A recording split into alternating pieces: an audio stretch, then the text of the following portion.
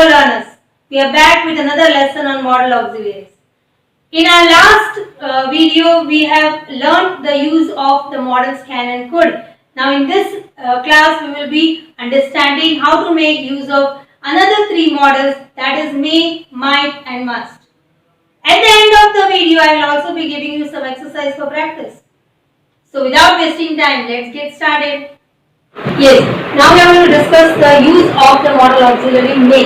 May का use कहाँ होता है? Permission, for giving permission, and for asking for permission. Seeking means asking for permission or taking permission. You can say it is easy, taking for permission. Granting means giving the permission. Okay, इसके लिए भी इनका use होता है. Then अगर permission नहीं देनी है तो उसका negative form use होगा. We'll see how it is used. Permission for asking for permission. अब ये यहाँ पे क्लियर कर दिया गया है कि फॉर्मल परमिशन, सिर्फ फॉर्मल परमिशंस के लिए. फॉर्मल परमिशंस क्या होती है? जो हम किसी ऑफिसर से मांगते हैं, जैसे हमने कैन का यूज देखा था तो वो फॉर्मल परमिशंस के लिए. फॉर्मल परमिशंस का यूज, फॉर्मल परमिशन क्या होती है कि हम जब किसी ऐसे इंसान से मांगते, कोई अथॉरिटी है या कोई अननोन पर्सन है, उससे परमिशन मांगनी है, उस केस में हम कैन का यूज नहीं करेंगे, मे का यूज करेंगे. फॉर एग्जाम्पल, जैसे आपकी टीचर से आप कहते हो मे आई कम इन sir,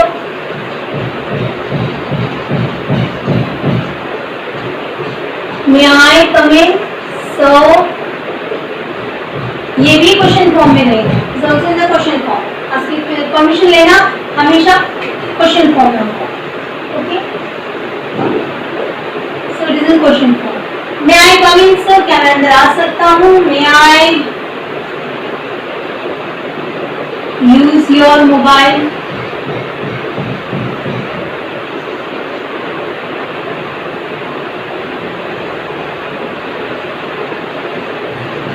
May I use your mobile for a while? किसी इंसान से आप कह रहे हो, ये फॉर्मल परमिशन है.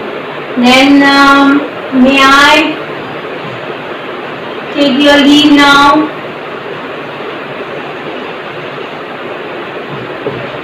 जैसे आप किसी मीटिंग में हैं या किसी से मिल रहे हैं, किसी ऑफिसर से बात कर रहे हैं और आपको जाना है, तो आप कैसे बोलोगे? May I take your leave now.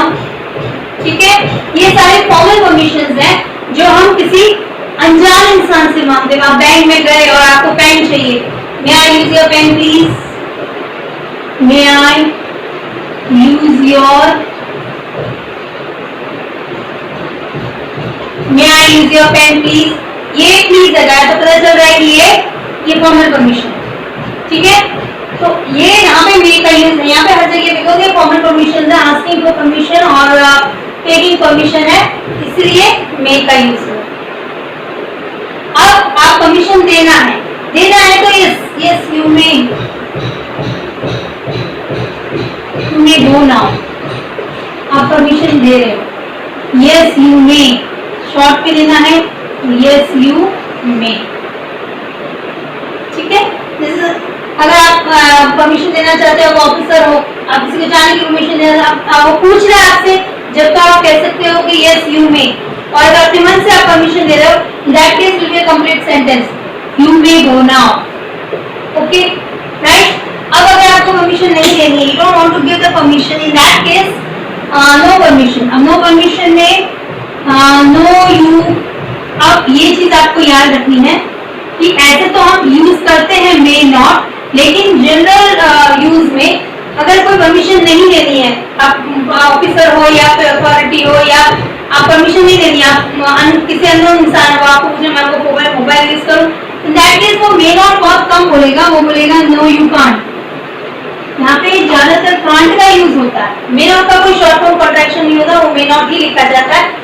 लेकिन यहाँ पे ज्यादातर फॉर्मल परमिशन हो या इनफॉर्मल परमिशन हो, अगर आपको परमिशन नहीं देनी है, if you don't want to allow anyone, then in that case आप लिखोगे नो यू कांट, आप नहीं कर सकते. मे नॉट का यूज बहुत कम होता है. राइट, तो ये आपको ध्यान रखना. आप यूज कर लो, कोई रॉन्ग नहीं है, लेकिन जनरल इंग्लिश में जब हम बातचीत करते हैं, तो जो कन्वर्सेशनल इंग्लिश है वहाँ पे हम ज्यादातर फॉर्मल परमिशन होती नहीं देनी है, दैट इज कांट का यूज होता है. देन पॉसिबिलिटी और uncertainty, it may rain today, it may rain today.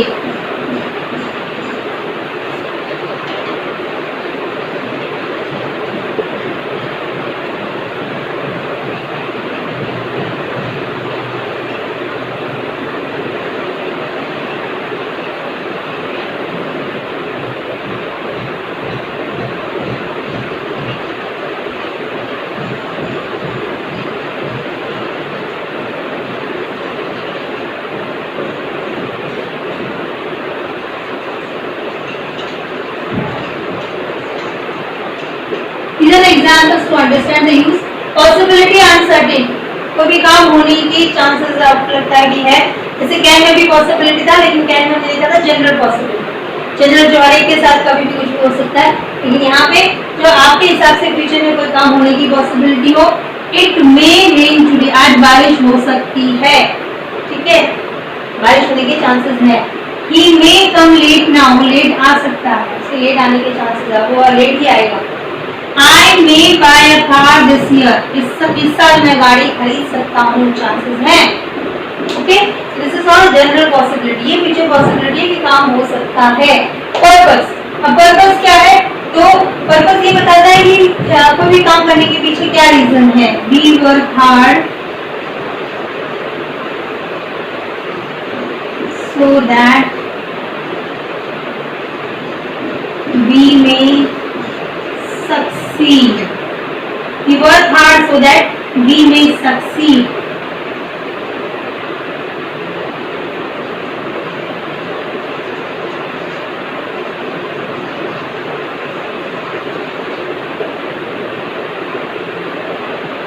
We work ये so that, in order that, ऐसे वर्ड से पर्पस बताया जाता है, और उसको जो फॉलो करता है ये पर्पस बताता है कि हम काम मेहनत क्यों करते हैं। Why we work hard? So that we may succeed, जिससे कि हम सक्सीड हो सके। We work hard so that we may succeed, हम मेहनत इसलिए करते हैं जिससे हम सक्सेसफुल हो सके। We eat in order that we may live, हम क्यों खाना खाते हैं, हमारे खाना खाने के पीछे क्या पर्पस है, जिससे हम जिंदा रह सके, ठीक है। So in order that, so that से ये पर्पस बताता है। Then विश, प्रेयर और ब्लेसिंग हमको पता है, ऑब्जेक्टिव सेंटेंसेस में इसका यूज होता है। May you succeed, this is showing wish, may you live long.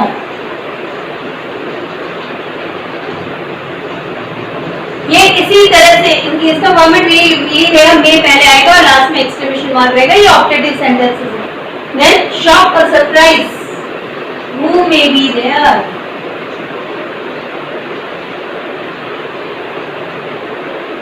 how old she may be, how old she may be, ये सेंटेंसेस एक तरह से सरप्राइज बताते हैं। This may not be true, ये भी सरप्राइज बताता है, यहाँ पे कांट का यूज भी होता है, ठीक है। This may not be true, shock बताने के लिए who may be there, वहाँ पे कौन हो सकता है, सरप्राइज हो रहा है। how old she may be, वो कितनी उसकी एज हो सकती है, सरप्राइजिंग है। this may not be true, ये सच नहीं हो सकता है, तो ये may के यूजेस है, okay, right. now copy this down or take the screenshot so that you can revise them and then we will be doing the next model जो है might।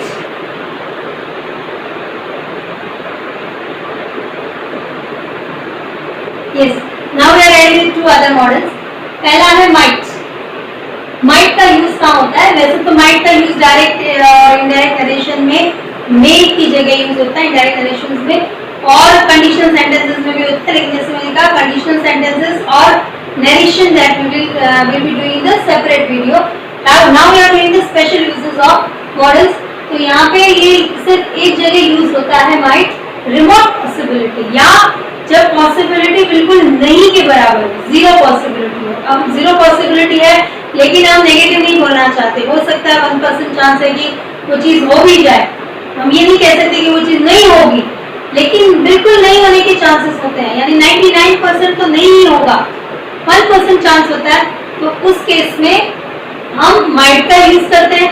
For example here we have got the sentence there are no clouds so it might rain today। अब जब clouds है ही नहीं, आसमान में clouds है ही नहीं, तो बारिश कैसे होगी, चांसेस कितने हैं, नहीं के बराबर, जीरो चांसेस दिखते हैं, लेकिन कुछ कह नहीं सकते, नेचर है, कभी अचानक से क्लाउड बन जाते हैं, बारिश हो भी जाए, तो आप ऐसे नहीं कह सकते कि बादल नहीं है तो आज बारिश नहीं होगी, ठीक है। उस केस में माइट का यूज होता है जब चांस बहुत ही कम हो, 1% या 0% चांस हो, उस केस में हम माइट का यूज करते हैं। द लास्ट बस has gone so she might come now, last बस भी चली गई है तो उसके आने के चांसेस 0% हो गए। अब जब ट्रांसपोर्ट ही नहीं है तो वो कैसे आएगी, लेकिन फिर भी 1% हो सकता है किसी से लिफ्ट मिल जाए या कोई रिलेटिव मिल जाए या कोई और कोई मोड मिल जाए, तो उस केस में वो कार हायर कर ले, किसी भी तरीके से आ सकती है। तो चांसेस हैं, 1% चांसेस हैं, इसलिए हम ऐसे नहीं बोलेंगे कि वो नहीं आएगी, लास्ट बस चली गई वो नहीं आएगी। तो वहां पे चांसेस जब बहुत कम होते हैं तो माइट का यूज होता है। दिस माइट बी ट्रू, इसके होने के चांसेस बहुत कम है, ये बात सच नहीं हो सकती है। तो आप नेगेटिव नहीं बोला था, ये बात सच नहीं हो सकती है क्योंकि 1% हर चीज का चांस होता है, इसलिए उस केस में हम माइट का यूज करेंगे जब किसी बात के होने की पॉसिबिलिटी या प्रोबेबिलिटी बहुत ही कम हो, 1% हो या होने के चांसेस आपके हिसाब से हो ही नहीं, उस केस में आप माइट का यूज करें। नेक्स्ट है कंपल्शन। कंपल्शन या कोहेजन के लिए कोई भी काम कंपल्सरी हो, नेसेसिटी हो, उसके किए बिना नहीं चले, ठीक है, इसको नेसेसिटी भी कह सकते हैं हम। तो जब कोई काम बहुत नेसेसरी हो या कंपल्सरी हो या कोहेजन मतलब बाय लॉ बाय रूल करना ही पड़े। Every student must bring admit card for the exam, ये रूल है कि अगर आपको एग्जाम के लिए आना है तो आपको एडमिट कार्ड लाना ही पड़ेगा साथ में। तो यहाँ पे मस्ट का यूज होगा because it is a cohesion by rule, it is the force, ठीक है, कंपल्सरी है, मैंडेटरी है। You must do as you are told, जैसा बोला वैसा ही तुमको करना पड़ेगा, you want to do the job, तो ये चीज है कि कंपल्सरी है, ठीक है। मैंडेटरी भी कहते हैं इसको, okay, so it is also called mandatory. Mandatory है, बहुत कंपल्सरी है, वो काम के लिए हम मस्ट यूज करेंगे। Each of the students must submit his और हर प्रोजेक्ट बाय सैटरडे, सैटरडे तक सबको बाय रूल या टीचर का ऑर्डर बाय ऑर्डर आपको सैटरडे तक प्रोजेक्ट सबमिट करना ही है। देखिए, बाय ऑर्डर कंपल्सरी हो, किसी रूल से फोर्सफुली जरूरी हो, नेसेसिटी हो या मैंडेटरी हो, उस केस में मस्ट का यूज होता है।